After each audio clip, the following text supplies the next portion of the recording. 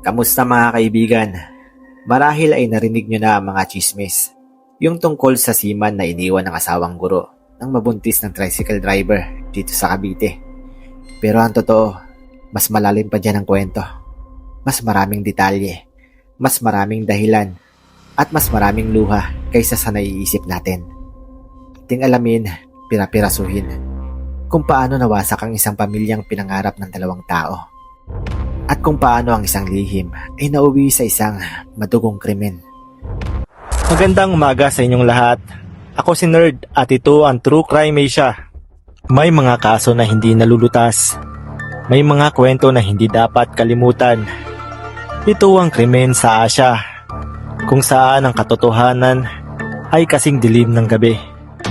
Tara at ating alamin ang mga kwento sa likod nito. Hindi sila galing sa mayamang pamilya. Si Gabriel Di Magiba, taga Iloilo, panganay sa 6 na magkakapatid. Nagsiman hindi para yumaman, kundi para makatulong sa magulang at magpaaral ng mga kapatid.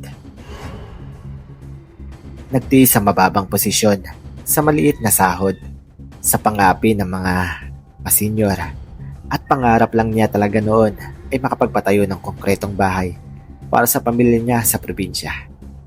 Si Celine naman, isang Santos, ay taga rito lang sa Dasmariñas, Cavite. Anak ng isang construction worker at isang labandera.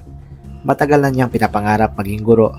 Nagtrabaho sa call center ng gabi habang nag-aaral sa umaga para lang makapagtapos. Nagsakripisyo rin. Nagkakilala sila sa isang kasal ng kaibigan. Parehong simple, parehong porsigido. Nagkamabutihan sa 2 taon na panliligaw. Mas nakilala nila ang isa't isa. Alam ni Celine ang hirap ng buhay sa dagat. Alam ni Gabriel ang pagod ng isang working student. Kala nila dahil pareho silang sanay sa hirap, kayang lampasan ng lahat. Nagpakasal sila sa isang munting seremonya sa munisipyo. Wala pang 10 tao. Ang honeymoon nila, isang overnight stay sa isang budget hotel sa Tagaytay. Doon nila ipinangako ang isa't isa. Magtutulungan, magtitiis at magsasama habang buhay. Pumili si Gabriel ng 2 simpleng singsing sa Onyx. Sabi niya kay Celine, "Iisa muna tayo. Pag napromote ako, papalitan natin to na mas maganda." Makalipas ang 1 buwan, sumampa si Gabriel. 9 na buwan ang unang kontrata. Para kay Celine, parang napakahabang panahon. Pero ginagawa niya ang lahat para maging maayos. Naghanap siya ng murang apartment malapit sa paaralan. Nag-impok sa padala ni Gabriel.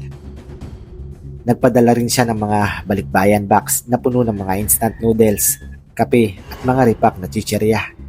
Lagi silang nag-video call sa umaga dahil gabi doon at nagchat-chat buong araw hanggang sa makatulog si Gabriel. Pero totoo nga ang kasabihan, out of sight, out of mind. Hindi agad, pero dahan-dahan. Pagkatapos ng 4 na buwan, naging 1 beses na lang isang araw na video call. Minsan, pag sobrang pagod si Gabriel sa trabaho, chat na lang, "Tulog na ako, mahal, good night." Ang mga I love you ay naging ingat. Ang mga kwento ay naging, "Okay naman dito, kayo dyan." Si Celine, nasa Pilipinas, nag-iisa. Uuwi sa apartment na ang ingay lang ay ang ventilador at ang TV. Minsan, sa sobrang katahimikan, nanonood siya ng TV kahit tulog na para lang may marinig na ibang boses. Dumadalaw siya sa mga magulang, pero iba pa rin kapag may sarili kang pamilya. Si Marco, 35 taong gulang. Tsuper ng tricycle mula nung 19 na taong gulang pa lang siya. Nakatira sa isang compound kasama ang kanyang biyuda na ina at 2 kapatid. Simple lang ang pangarap niya, makabili ng sariling tricycle dahil minamaniho lang niya ang sasakyan ng isang operator at makapag-ipon para makapagpatayo ng maliit na vulcanizing shop. Araw-araw, nakapila siya sa tapat ng elementary school kung saan nagtuturo si Celine. Nakikita niya mga magaganda at makukulay na guro, pero para sa kanya, pasahero lang silang lahat. Hanggang sa isang araw, umuulan ng malakas. Lahat ng guro may sundo o may sasakyan. Si Celine, naghihintay sa may covered walkway. 1 oras na. Wala pa rin. nakita siya ni Marco. Inalok siya nito ng sakay, kahit malayo ang apartment. "Ma'am, libre na po yan. Maulan eh," sabi ni Marco. Ayaw sana ni Celine, pero wala na siyang choice. At doon nagsimula. Simula noon, palagi na siyang sinasakay ni Marco. Minsan, nag-aabot ito ng tinapay galing sa paniderya. "Ma'am, baka gusto nyo. Sobra kasi ito sa amin." Mula sa tawag na kuya, naging Marco na ang tawag niya. At ang una nilang usapan, tungkol sa traffic at sa init. Sumunod, tungkol sa mga pasaway na estudyante. Naging tungkol sa buhay. Nalaman ni Marco na seaman ang asawa ni Celine. Nalaman ni Celine na ang pangarap ni Marco ay vulcanizing shop. Kay Marco, si Celine ay isang babae na maganda. Dukada, pero nakakaawa. Parang ibon na nakakulong sa gintong hawla. Naawa siya sa pag-iisa nito. Kay Celine naman, si Marco ay isang lalaking magalang, matulungin at laging nandyan. Hindi siya nakikipag-agawan sa pag-asa. Nararamdaman niya ang presensya nito. Isang gabi, nag-brownout sa buong barangay. Painit, malinsangan. Hindi makatulog si Celine. Nag-decide siya na lumabas at bumili ng tubig sa tindahan sa kanto. Doon niya nakita si Marco, umiinom ng soft drinks kasama ang mga kaibigan. Nagkatinginan sila. Inalok siya ni Marco ng upuan. Isang oras silang nag-usap tungkol sa kung ano-ano. Tungkol sa mga bituin. Tungkol sa pangarap. Nung paalis na siya, hinatid siya ni Marco hanggang sa pintuan ng apartment. Doon, sa dilim, sa gitna ng ugong ng generator ng kapitbahay, nagkahawak sila ng kamay. Hindi sila naghalikan, pero ang hawak ng kamay, para kay Celine, ay panandali ang lunas sa lamig ng kawalan. Hindi natuloy ang masama, pero sa isip ni Celine ay nagbago. Parang may tinanggap siyang bagong pag-asa na bawal. Nagsimula siyang ikumpara si Marco kay Gabriel. Si Marco, laging nandyan.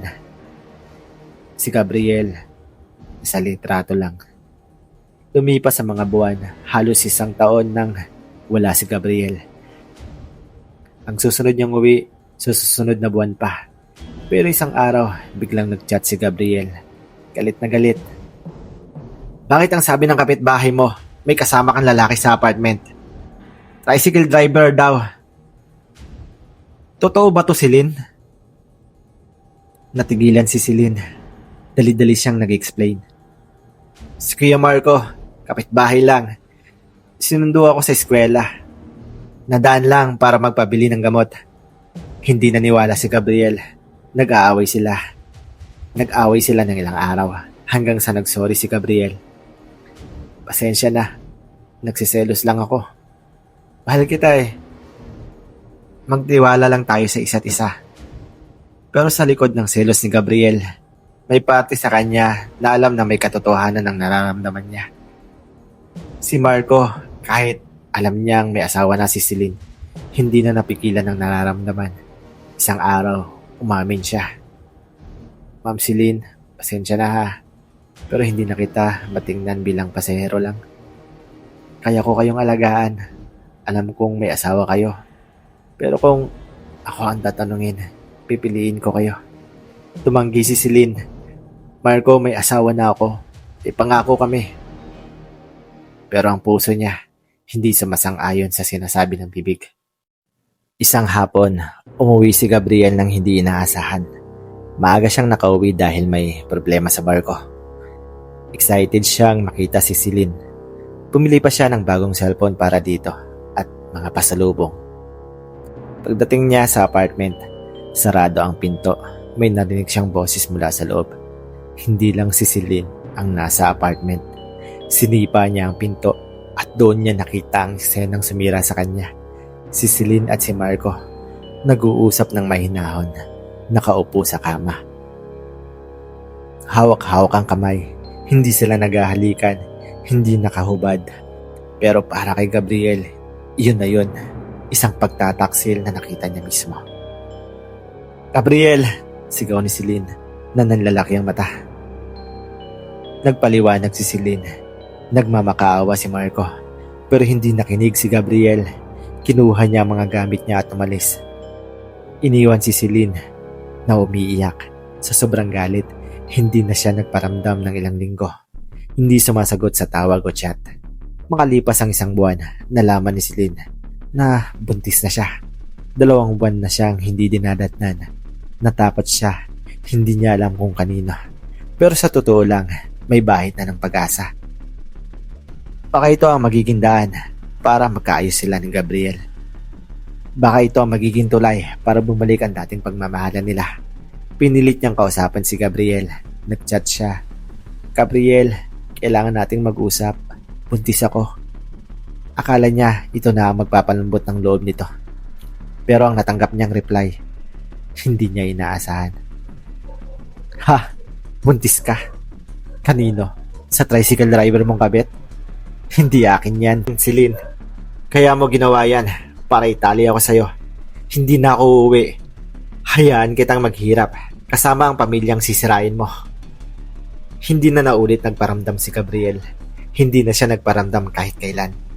Walang sustento, walang tawag, walang pakialam. Habang lumalaki ang tiyan ni Celine, lumalaki na rin ang hirap niya, pisikal at emosyonal. Wala siyang health card. Ang check-up niya sa public health center lang. Minsan nag-aabono ang nanay niya. Walang baby shower, walang handaan. Ang regalo lang ng mga magulang niya ay ang lumang damit at crib. Ang pinakamabigat ay yung iniisip niya araw-araw. Kanino nga ba ito? Kapag nanggagaling sa kanya ang cravings, nag-iisip siya, anak kaya ito ni Gabriel? Milik kasi siya sa maasim. Kapag kumikilos ng malakas ang sanggol, anak kaya ito ni Marco? Malakas kasi siyang magmaneho. Minsan, nagpapakita si Marco sa labas ng bahay nila. Nag-aabot ng pera kahit konti. Pambili mo ng gatas o vitamins, sabi nito. Pero hindi na sila nag-uusap ng matagal. Parang 2 estranghero na may pinagsamahan. Minsan naman, nagchat-chat si Gabriel. Galit at sama ng loob. Sana mamatay ka na sa panganganak mo. Pero may mga gabing malambing ang dating niya. Celine, miss na kita. Bakit mo nagawa sa akin yun? Parehong sakit na dulot nito kay Celine. Dumating ang araw ng panganganak. Normal na dineliver ni Celine ang panganganak sa public hospital. Walang kasamang asawa sa delivery room. Ang nanay lang niya ang nandyan. Lumabas ang sanggol, isang babae. Agad na tiningnan ng nanay ni Celine. At ni Celine mismo ang tsura ng bata. Sino ba nga ma? Sa unang tingin, halata ang sanggol ay may kutis ni Celine.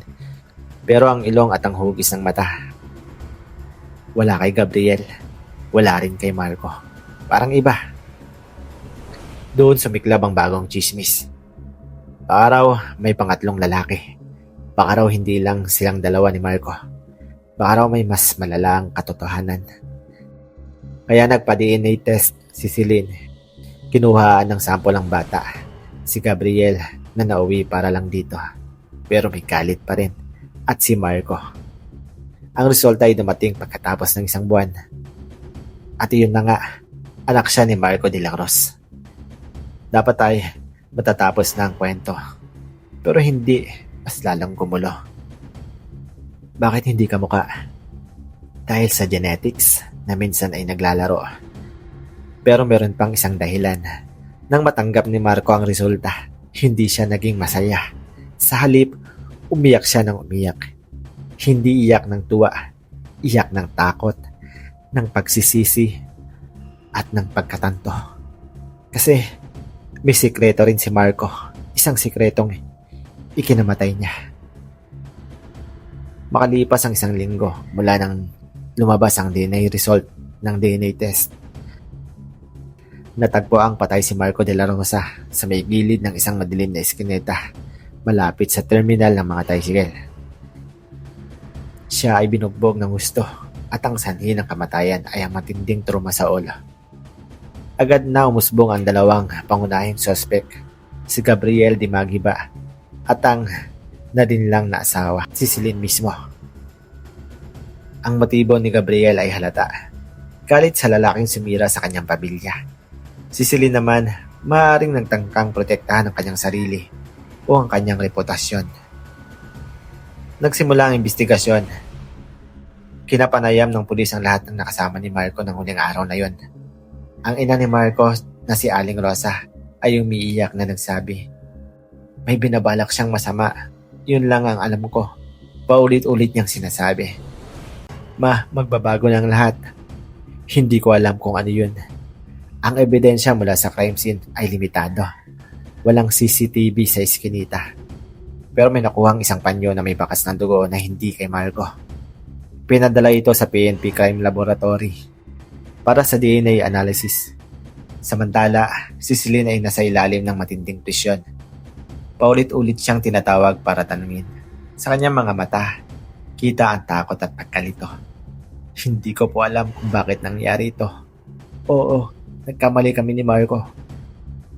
Pero hindi ko siya magagawang patayin. Minahal ko na rin siya. Mahal ko siya bilang ama ng anak ko. Hagulgol niya sa isang panayam. Si Gabriel naman, nang lapitan ng mga otoridad, ay may matibay na alibay. Siya ay nasa isang hotel sa Manila noong gabi ng krimen. Ito ay kinumpirma ng resepsyonista at ng kanyang online purchase na ticket sa pelikula. Tila ba malinis ang kanyang pangalan. Ngunit isang detalye ang hindi napansin ng lahat, ang panyong may dugo. Nang lumabas ang resulta ng DNA test mula sa panyo, tumugma ito. Walang iba. Walang kapareha sa kahit sinong mga sospek.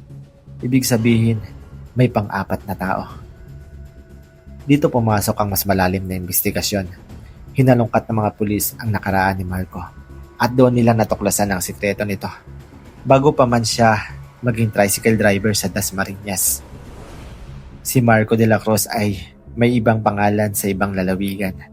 Isa siyang miyembro ng isang sindikato na carnapping sa Mindanao. Matapos ang isang malaking operasyon ng pulis, 5 taon na ang nakakalipas. Nawala siya sa radar. Akala ng lahat patay na siya. Ang panyo at ang pagpatay kay Marco ay hindi tungkol kay Celine o kay Gabriel. Ito ay tungkol sa kanyang nakaraan. Natuntun siya ng isa sa kanyang dating kasabwat na sa tingin niya ay kanyang pinagkalulo. Si June, ang dating leader ng sindikato na nakalabas sa bilangguan, ang pumatay kay Marco. Ayon sa kumpisal ni June, nang siya ay arestuhin ng isang follow-up operation sa Batangas. Traidor yan! Kami ang nagtaguyod sa kanya. Kami rin ang tinakwil niya nung nagkagulo. Akala niya makakapagsimula siya ng bagong buhay. Hindi kami papayag. Natagpuan ang baril at iba pang ebidensya na nagugnay kay June at sa pagpatay. Nahatulan siya ng reclusion perpetua dahil sa murder na may patunay na treachery at evident premeditation. Si Celine ay naiiwang mag-isa. Nag-alaga sa anak nila ni Marco. Ang kanyang reputasyon ay nasira, ngunit sa korte, siya ay napawalang sala. Ang kwento ng pagtataksil ay napalitan ng kwento ng isang babaeng biktima ng pagkakataon at isang lalaking may madilim na nakaraan. Si Gabriel, bagamat hindi ang pumatay, ay hindi na muling nagpakita. Iniwan niya ang Pilipinas at hindi nagpadala ng kahit anong sintomo para sa kanya. Tapos na ang lahat. Sa huli, ang trahedya ay hindi lamang tungkol sa isang pag-ibig na nasira, kundi tungkol sa lihim ng kanyang pumatay. At sa katotohanan, ang ilang pagkakamili ay may presyong hindi lang emosyonal, kundi pati sa buhay mismo.